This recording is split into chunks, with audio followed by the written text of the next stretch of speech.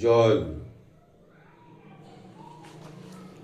পরম প্রেমময় শ্রী শ্রী ଠାକୁର ଅନୁକୂଳ ଚନ୍ଦ୍ରଙ୍କର ବାଣୀ। ଅଧିମାତ୍ରିକ ଆତ୍ମିକତା ହିଁ ହେଉଛି ଆଧ୍ୟାତ୍ମିକତା, ଯାହା ଯେଉଁଠାରେ ଯେପରି ସେପରି କରି ସେ ଆତ୍ମିକ ସମ୍ବେଗକୁ ଅର୍ଥାତ୍ ବୋଧ ବିନୟନୀ ଗତି ସମ୍ବେଗକୁ ଧରିଅଛି ବା ଧାରଣ କରିଅଛି। ଅଧିର ମଝିରେ ଅଛି ମୁଖ୍ୟତଃ ଧରଣ ଓ ଧାରଣ। ଅଧିମାତ୍ରିକତା ହେଲା ଯେଉଁ ଧରଣ ଧାରଣର ଭିତର ଦେଇ ଆତ୍ମିକ ସମ୍ବେଗ ବିଦ୍ରୁତ ହୋଇଅଛି ବିଶେଷ ବୈଶିଷ୍ଟ୍ୟରେ, ଆଉ ସେହି ଧରଣ ବା ଧାରଣର ଭିତର ଦେଇ ଯେଉଁ ଗତି ଫୁଟନ୍ତ ହୋଇ ଉଠିଅଛି ତତ୍ତ୍ୱ ହୋଇ ଚାଲିବା ହିଁ ହେଉଛି ଆଧ୍ୟାତ୍ମିକତା ବା ଅଧିମାତ୍ରିକ ଆତ୍ମିକତା। ସେହି ଗତି ସମ୍ବେଗ ଯେଉଁଠାରେ ଯେପରି ସଂଘାତ ସଂଶ୍ରୟୀ ଚଳନ ଭିତର ଦେଇ ବୋଧିସ୍ଫୁରଣା ବି ସେଠାରେ ସେପରି। ତୁମେ ବାସ୍ତବ ଜଗତରେ ସୁନିଷ୍ଠ ସୁକେନ୍ଦ୍ରିକ ବିନୟନାରେ ଭିତର ଦେଇ ସାର୍ଥକ ବୋଧି ସଙ୍ଗତି ନେଇ ଅନୁଶୀଳନ ତତ୍ତ୍ୱର ଉଦାତ୍ତ ଗତିରେ ବର୍ଦ୍ଧନର ପଥରେ ଚାଲିଛ ବା ଉନ୍ନତିର ପଥରେ ଚାଲିଛ ଯେତେ ଦୂର ସର୍ବତ ଭାବେ, ଅର୍ଥାତ୍ ଦୈହିକ ମାନସିକ ଚାରିତ୍ରିକ ଓ ବୋଧି ଦୀପନାର ସାର୍ଥକ ସଙ୍ଗତି ତାତ୍ପର୍ଯ୍ୟରେ ତୁମେ ସେତେ ଦୂର ଅଧିମାତ୍ରିକତାର ବା ଆଧ୍ୟାତ୍ମିକତାରେ ଉନ୍ନତି ଲାଭ କରିଛ। ପୁଣି ଏହି ବାସ୍ତବ ଉନ୍ନତିର ସହିତ ଅନ୍ତଃକରଣର ବା ଅନ୍ତରର ଉନ୍ନତିର ସୁସଙ୍ଗତି ଯଦି ନ ରହେ, ପ୍ରତିଟି ଚଳନରେ, ଆଚରଣରେ, ବ୍ୟବହାରରେ, କଥାରେ ଯାହା କିଛି କୁହ ନା କାହିଁକି, ସେତେବେଳେ ବି ତୁମେ ଆଧ୍ୟାତ୍ମିକତାରେ ହିଁ ସୁସଙ୍ଗତ ହୋଇ ଉଠିନାହ, ଅଧିମାତ୍ରିକ ଆଧ୍ୟାତ୍ମିକତାର ଭୂମିରେ ଠିଆ ହୋଇନାହ। ତୁମର ଆତ୍ମିକ ଉନ୍ନତି ହୋଇଛି, ଅଥଚ ବାହ୍ୟ ପରିବେଶ ପରିସ୍ଥିତି ଇତ୍ୟାଦିର କୌଣସି କିଛି ହିଁ ସଙ୍ଗତି ଶାଳୀନରେ ସେହି ଆତ୍ମିକ ଅନୁବେଦନାରେ ଉଦ୍ଭିନ୍ନ ହୋଇ ଉଠୁନାହିଁ, ଗଜେଇ ଉଠୁନାହିଁ ସୁଠାମ ସନ୍ଦୀପନାରେ ବାସ୍ତବ ସଙ୍ଗତି ସମ୍ପଦରେ। ତାର ମାନେ ଆଧ୍ୟାତ୍ମିକତାରେ ସେତେବେଳେ ବି ତୁମେ ପହଞ୍ଚି ନାହ। ଏହି ସଙ୍ଗତିଶୀଳ ଉନ୍ନତି ବା ତନ୍ମୁଖୀ ପଦବିକ୍ଷେପ ହିଁ ହେଉଛି ତୁମର ଆଧ୍ୟାତ୍ମିକ ଜୀବନ। ଯେଉଁ ବିନୟନାର ଭିତର ଦେଇ ତୁମର ସେହି ଗତି ତୁମକୁ ବା କୌଣସି କିଛିକୁ ଚଳେଇ ନେଇଯାଉଛି, ତାହା ହିଁ ହେଉଛି ଆତ୍ମିକ ସମ୍ବେଗ ବା ଅଧିମାତ୍ରିକ ଆଧ୍ୟାତ୍ମିକତା। ବାହ୍ୟ ଜଗତ ବା ପଦାର୍ଥ ଜଗତ ହିଁ କୁହ ବା ଅନ୍ତର ଜଗତ ହିଁ କୁହ, ସାର୍ଥକ ସଙ୍ଗତି ନେଇ ଯେତେ ହିଁ ତା ବର୍ଦ୍ଧନ ବିନୟନାରେ ପଦବିକ୍ଷେପ କରି ଚାଲୁଥିବ, ବୋଧି ଦୀପନୀ ସାର୍ଥକ ସଙ୍ଗତି ଶାଳୀନରେ ଚେତନ ଦୀପନାରେ ତୁମେ ଆଧ୍ୟାତ୍ମିକ ଜୀବନ ବି ଲାଭ କରିବ। ସେପରି ତୁମର ଆଧ୍ୟାତ୍ମିକ ଉନ୍ନତି ହେଲା, ତୁମେ ବଡ଼ ମହାତ୍ମା ହୋଇ ଉଠିଲ, କିନ୍ତୁ ଏହି ବର୍ଦ୍ଧନ ସଙ୍ଗତି ହରା ଯେହି ହୋଇଛ, ତୁମେ ଛିନ୍ନ ବା ଛନ୍ନ ସେତେବେଳେ ବୈଶିଷ୍ଟ୍ୟ ପାଳି ଆପ୍ରୟମାଣ ପ୍ରେୟ ପୁରୁଷୋତ୍ତମଙ୍କ ଠାରେ ଆତ୍ମନିବେଦନ କର, ନୈବେଦ୍ୟ ହୋଇ ଉଠ ତାଙ୍କର ଆତ୍ମନିୟନ୍ତ୍ରଣ ଓ ବିନୟନାର ଭିତର ଦେଇ ପ୍ରତିଟି ବ୍ୟଷ୍ଟି ଓ ନେଇ ସମଷ୍ଟିର ଅନ୍ତଃକରଣକୁ ସ୍ପର୍ଶ କରୁ। ତୁମର ଚାରିତ୍ରିକ ବିକିରଣା ଅନୁପ୍ରେରିତ କରି ତଳୁ ସେମାନଙ୍କୁ ସେହି ଚାରିତ୍ରିକ ଅନୁଦୀପନା ସେମାନଙ୍କର ମର୍ମକୁ ଉସ୍କାଇ ତଳୁ ଅସ୍ତିତ୍ୱର ସଚ୍ଚିଦାନନ୍ଦମୟ ସାତ୍ତ୍ୱିକ ସଙ୍ଗତିର ସାମଛନ୍ଦରେ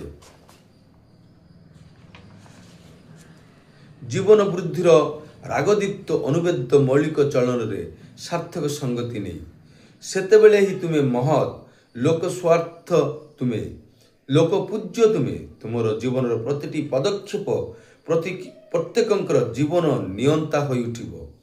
ଆଚାର୍ଯ୍ୟ ଅନୁଦୀପ୍ତ ପୁରୁଷୋତ୍ତମ ବିଭାମଣ୍ଡିତ ଜୀବନ ଭାତି ତୁମର ଈଶ୍ୱରଙ୍କ ଠାରେ ସାର୍ଥକ ହୋଇ ଉଠିବ। ତୁମେ ତତ୍ତ୍ୱଦୃଷ୍ଟିର ସମସଙ୍ଗତିର ସ୍ଥୂଳ ସୂକ୍ଷ୍ମ ସାମଞ୍ଜସ୍ୟ ସମବାୟୀ ସମବେଦନୀ ଖର ମଧୁର ଦୃଷ୍ଟି ନେଇ ଦେଖିପାରିବ। ସେ ବାଞ୍ଛିତ ପ୍ରିୟ ପରମ ପ୍ରିୟ ପୁରୁଷୋତ୍ତମ ଯିଏ, ସିଏ ହିଁ ସେହି ଈଶ୍ୱରଙ୍କର ବାସ୍ତବ ମୂର୍ତ୍ତି, ବିରାଟର ବିନାୟିତ ସସୀମ ଅଭିବ୍ୟକ୍ତି, ଅଭେଦ୍ୟ ଯାହା କିଛିର ଭେଦନ ସଙ୍ଗତି ସମ୍ପନ୍ନ ପ୍ରୀତିନନ୍ଦିତ ଜ୍ଞାନଦୀପ୍ତ ନବବିଗ୍ରହ। ତୁମେ ପ୍ରଣାମ କର, କୁହ ବନ୍ଦେ ପୁରୁଷୋତ୍ତମମ୍। ପାବି ଅନୁଷ୍ଠାନର ଭିତର ଦେଇ ମଣିଷର ସୁକେନ୍ଦ୍ରିକ ଅନୁଭାବିତାର ଉଦ୍ବୋଧନ ହୋଇ ଉଠେ। আপ্তিকরণ হয়ে উঠে, আপ্তবোধ বিশু জাগ্রত হয়ে উঠে, সেই কেন্দ্রার্থ অনুসন্ধিৎসু অন্তরের সক্রিয় হয়ে উঠে, ফলরে চেষ্টা যত্ন তৎস্বার্থ প্রতিষ্ঠা শতচ্ছেচ্ছ অনুক্রমণারে সজাগ ହେଉଥାଏ ଆଉ ତା ଅନ୍ନିତ ସଙ୍ଗତିରେ ବିନାୟିତ ହେବାର ପ୍ରବଣତା ଉଦ୍ବୁଦ୍ଧ ହୋଇ ଉଠେ। ଯେତେ ଶ୍ରଦ୍ଧା ସମ୍ବେଗ ଉଚ୍ଛନ୍ଦିତ ହୋଇ ଉଠୁଥାଏ, ସେହି କେନ୍ଦ୍ରାନୁଗ ଆରତି ଯେତେ ହିଁ ସାର୍ଥକ ସଙ୍ଗତି ନେଇ ବୋଧ ଓ ଅନୁଭାବିତାର ଅନୁଦୀପନୀ ଅନ୍ନୟନରେ ସଙ୍ଗତିଶୀଳ ସମ୍ବର୍ଦ୍ଧନାରେ ସୁଦୃଢ଼ ହୋଇ ଉଠୁଥାଏ, ସେତେ ହିଁ ଅନ୍ତରରେ ସ୍ୱସ୍ତି ଅନୁଦୀପନା ବି ସୁଷ୍ଠୁ ସକ୍ରିୟତାରେ ପ୍ରଦୀପ୍ତ ହୋଇ ଉଠେ। ଫଳରେ ନାନା ବିକ୍ଷୋଭର ଭିତର ଦେଇ ବି ତାର ଶାନ୍ତି ଅବିଚ୍ଛିନ୍ନ ହେବାର ପ୍ରବଣତା ପ୍ରଶସ୍ତ ହୋଇ ଚାଲେ। ଈଶ୍ୱର ହିଁ ବୈଶିଷ୍ଟ୍ୟ ପାଳି ଆପୁରମାନ ପ୍ରେରିତ ନର ବିଗ୍ରହ। ଈଶ୍ୱର ହିଁ ସବୁ ଯାହା କିଛିର ହିଁ କେନ୍ଦ୍ର ପୁରୁଷ। ଈଶ୍ୱର ହିଁ ଅନୁକ୍ରମଣା ହିଁ ମଣିଷର ପାବି ଅନୁଷ୍ଠାନ। ଈଶ୍ୱର ହିଁ ଯାହା କିଛିର ସାର୍ଥକ ସଙ୍ଗତି। ବାଣୀ ସଂଖ୍ୟା 124 ଧୃତି ବିଧାୟନା। ଜୟ ଗୁରୁ। ଆମ୍ଭେମାନେ ଯେଉଁ ପାଠ କଲୁ, ଏ ପାଠରୁ କ'ଣ ଜାଣିଲେ ନା ଅଧିମାତ୍ରିକ ଆଧ୍ୟାତ୍ମିକତା ବା ଆଧ୍ୟାତ୍ମିକତା। ଏଇଠି ଏଇ ପାଠରେ ଏଇ ଶ୍ରୀ ଠାକୁରଙ୍କ ବାଣୀରେ ଗୋଟେ ଜିନିଷ ସୁସ୍ପଷ୍ଟ ଯେ ଯେଉଁମାନଙ୍କ ମନ ଭିତରେ ମୁଁ ଭାବେ ମୁଁ ଆଧ୍ୟାତ୍ମିକ, ଇଏ ଜଣେ ଆଧ୍ୟାତ୍ମିକ ଲୋକ ହେଲେ ଏ ଆଧ୍ୟାତ୍ମିକତାଟା କ'ଣ, ବାସ୍ତବରେ କ'ଣ? କେତେବେଳେ ଆମେ ଆଧ୍ୟାତ୍ମିକତା ଆମ ଭିତରେ ଆସିଛି, ଆମେ ପାଇପାରିଛୁ, କେତେବେଳେ ଆମେ ବୁଝିବୁ, କେତେବେଳେ ଆମ ଭିତରେ ଆଧ୍ୟାତ୍ମିକତା ଫୁଟି ଉଠୁଛି, ଆଉ ଏଇ ଆଧ୍ୟାତ୍ମିକତାରେ ଉନ୍ନତି ଲାଭ କରିବାଟା କିପରି, ଏଇ ସବୁ କଥା ଗୁଡ଼ିକ এই ବାଣୀ ମଧ୍ୟରେ କୁହାଯାଇଛି। ଆହୁରି କୁହାଯାଇଛି ଯେ ଆମ୍ଭେମାନଙ୍କ ଭିତରେ, ବହୁତଙ୍କ ମନ ଭିତରେ ଯେମିତି ଦେଖାଯାଏ, ଅନେକ ସାଧୁସନ୍ଥମାନେ ଅଛନ୍ତି ଯେଉଁମାନେ ପ୍ରବଚନ କରନ୍ତି, ଯେଉଁମାନେ ଲୋକଙ୍କର ପୂଜ୍ୟ ହୋଇ ଉଠିଛନ୍ତି, ସେମାନଙ୍କ ବିଷୟରେ ବି ବହୁତ କିଛି କୁହାଯାଇଛି। କିନ୍ତୁ ଆମ୍ଭେମାନେ ମଣିଷ ବହୁତ ସମୟରେ ଅନେକ ଜାଗାରେ ଠକି ହେଇଯାଉ, ବିଭିନ୍ନ ପ୍ରକାର ଲୋକର ଚକ୍ରାନ୍ତରେ ପଡ଼ିଯାଉ, ଅନେକ ସାଧୁଙ୍କ ଚକ୍ରରେ ପଡ଼ୁ, ଯେଉଁମାନେ କି ବାସ୍ତବରେ ଭଣ୍ଡ ହୋଇଥାଏ। କେଉଁମାନେ ଭଣ୍ଡ ସେଇଟା ଜାଣିବା ପାଇଁ ଏଇ ଯେଉଁ ଠାକୁର ଅନୁକୂଳ ଚନ୍ଦ୍ରଙ୍କର ବାଣୀ ସମୂହ, ଏଇ ବାଣୀ ଗୁଡ଼ିକୁ ଟିକେ ନିରଖି ଦେଖିବାର ଅଛି।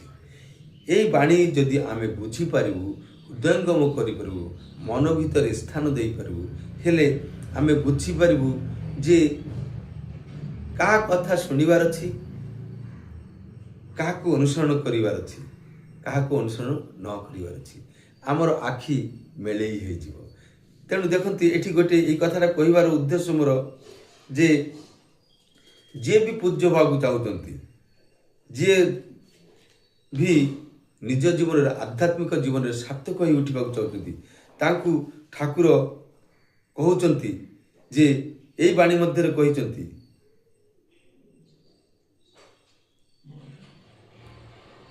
ସେଇ ବାଞ୍ଛିତ ପ୍ରିୟ ପରମ ପ୍ରିୟ ପୁରୁଷୋତ୍ତମ ଯିଏ, ସେ ହିଁ ସେଇ ଈଶ୍ୱରଙ୍କର ବାସ୍ତବ ମୂର୍ତ୍ତି, ବିରାଟର ବିନାୟିତ ସସୀମ ଅଭିବ୍ୟକ୍ତି, ଅଭେଦ୍ୟ ଯାହା କିଛିର ଭେଦନ ସଙ୍ଗତି ସମ୍ପନ୍ନ ପ୍ରୀତିନନ୍ଦିତ ଜ୍ଞାନଦୀପ୍ତ ନର ବିଗ୍ରହ।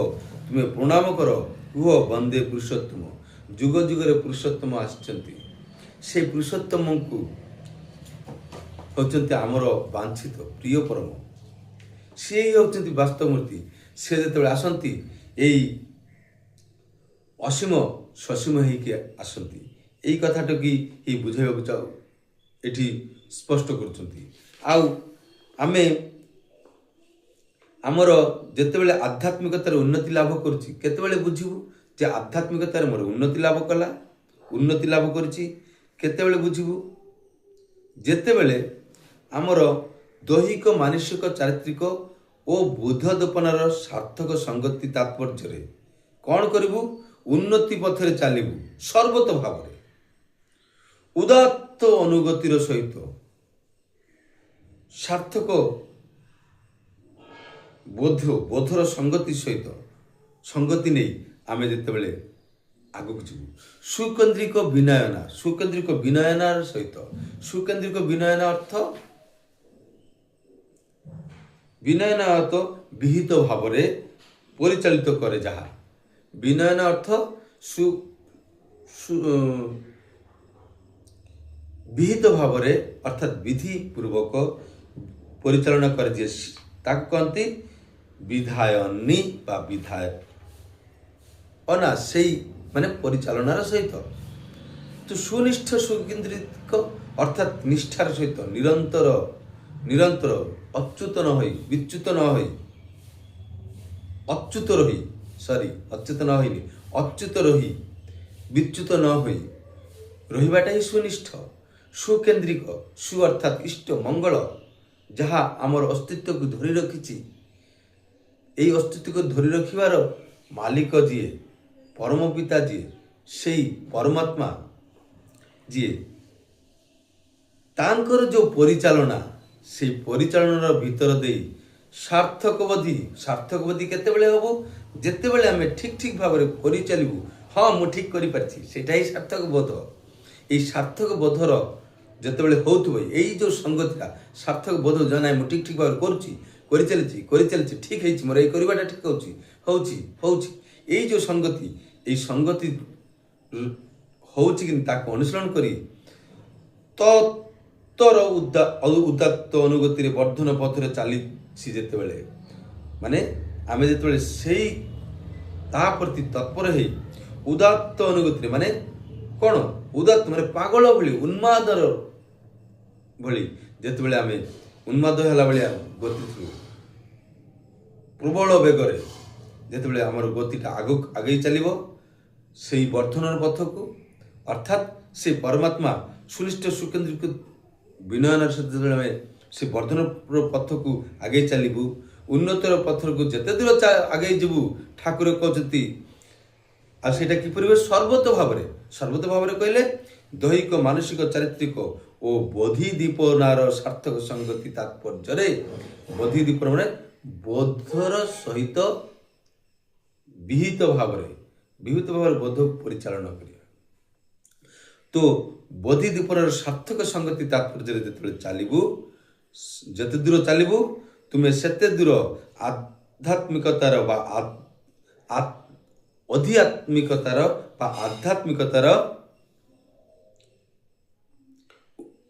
ଉନ୍ନତି ଲାଭ କରିଛ।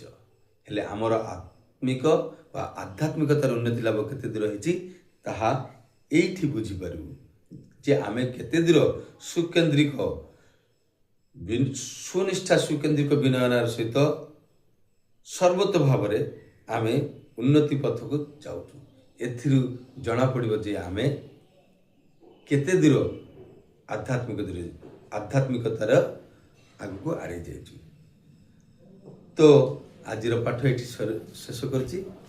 ପ୍ରତିଦିନ ଏମିତି ଆଲୋଚନା ଶୁଣିବା ପାଇଁ ବା ଠାକୁରଙ୍କର ପାଠକୁ ଶୁଣିବା ପାଇଁ ଚ୍ୟାନେଲଟିକୁ ସବସ୍କ୍ରାଇବ୍ କରି ରଖନ୍ତୁ ଏବଂ ପ୍ରତିଦିନ ସକାଳେ ଆମେ ଏମିତି ପ୍ରତିନିୟତ ପାଠ କରିବା। ପ୍ରତିଦିନ ନହେଲେ ବି ନିରନ୍ତର ଗୋଟେ ନିୟମ ଅନୁସାରେ ନିୟମିତ ଭାବରେ ଏହା ଆମେ ଚଳାଉଛୁ। ଏମିତି ପାଠ ଶୁଣିବା ପାଇଁ, ଆଲୋଚନା କରିବା ପାଇଁ ଆପଣମାନେ ମଧ୍ୟ କୌଣସି କିଛି ବୁଝିବା ପାଇଁ କିମ୍ବା ବୁଝାଇବା ପାଇଁ ଯେଉଁଟା ଆପଣଙ୍କୁ ଭଲ ଲାଗୁଛି ସେ ମତେ ପ୍ରଦାନ କରନ୍ତୁ। କମେଣ୍ଟ ସେକ୍ସନରେ ମୋତେ ଜଣାନ୍ତୁ, ମୁଁ ତା ଉପରେ ମୁଁ ବି ଜଣେଇବି। ଆଦାନ ପ୍ରଦାନ ହେଉ, ଆମେ ଠାକୁରଙ୍କର କେଉଁ କଥାକୁ ବୁଝିପାରୁଛୁ ନ ବୁଝିପାରୁଛୁ, ଏହା ଆଦାନ ପ୍ରଦାନ ମାଧ୍ୟମରେ ଆମେ ବୁଝିପାରିବୁ। ଆଉ ଏହାର ବୁଝିବାର ମୂଳ ଭିତ୍ତି ହେଉଛି ଶ୍ରୀ ଠାକୁର ଅନୁକୂଳ ଚନ୍ଦ୍ର। ଠିକ୍ ଅଛି, ସମସ୍ତେ ଭଲ ରହିବେ। ଜୟ ଗୁରୁ।